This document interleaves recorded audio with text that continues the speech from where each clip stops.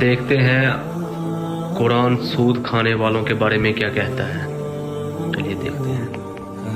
جو لوگ سود کھاتے ہیں وہ قیامت کے دن اس شخص کی طرح کھڑے ہوں گے جسے شیطان نے چھو کر بدحواس کر دیا ہو۔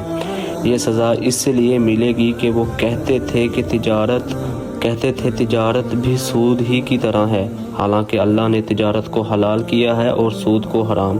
پھر جس شخص کے پاس اس کے رب کی طرف سے نصیحت آ جائے اور وہ سود کھانے سے باز رہے تو جو کچھ وہ پہلے کھا چکا سو کھا چکا، اس کا معاملہ اللہ کے حوالے ہے۔ اور جو شخص دوبارہ سودی معاملہ کرے تو ایسے لوگ دوزخی ہیں، وہ اس میں ہمیشہ رہیں گے۔